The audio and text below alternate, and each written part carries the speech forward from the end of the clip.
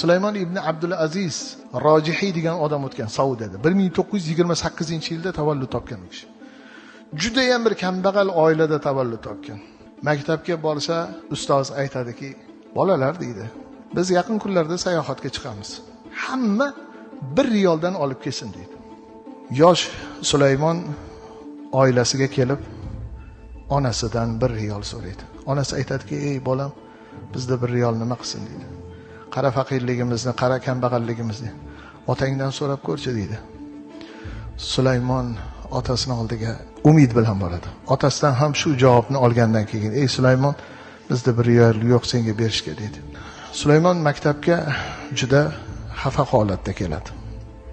Farosatli ustoz uni sezadi-da, kim hozir meni savolimga to'g'ri javob bersa, unga hadiya bor. Unga 1 riyol beriladi, deydi. Bu savolga faqat Sulaymon Rojihiy javob berishligini ham eslatib qo'yadi. Maqsad nima? Maqsad ustozning sezgirligi Sulaymonni hijolatli holatdan olib chiqish edi.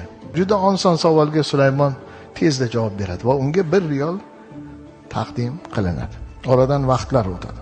Sulaymon juda ham yaxshi o'qiydi.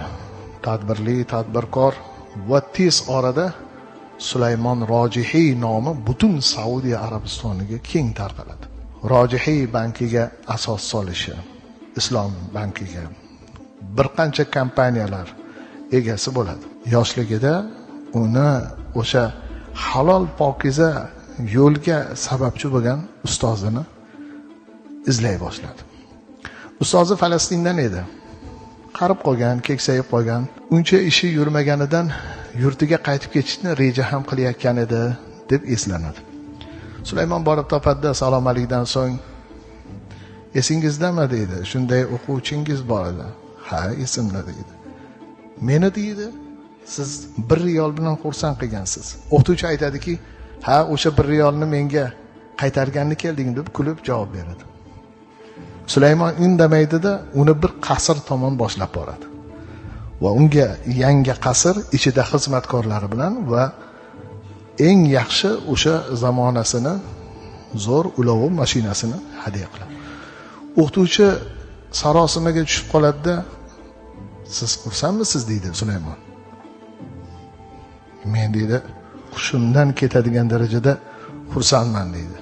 "Yo'q," deydi. "Meni yoshligimda 1 riyol berib xursand qilganingizchalik siz xursand emassiz," deydi. "Meni u yerdagi xursandchiligim juda ham dunyolarga sig'masdi," deb va bundan keyin ham uni holidan xabar olib turishligini Sulaymon Rojihiy ustoziga mana shunday iltifot ko'rsatadi. Xulosa o'rnida shu narsani aytish mumkin. Bir insonni hayotida yaxshi bir nom qoldirilsa, u bu dunyoda javobsiz qolmaydi. Oxiratda endi Alloh taolo unga ko'p yaxshiliklarni tayyorlab qo'yibdi. Va yaxshilik ko'rganda javoban yaxshilik qilish bu ham insonning ishi, mo'minning ishi, eng muhimi mard insonning ishi.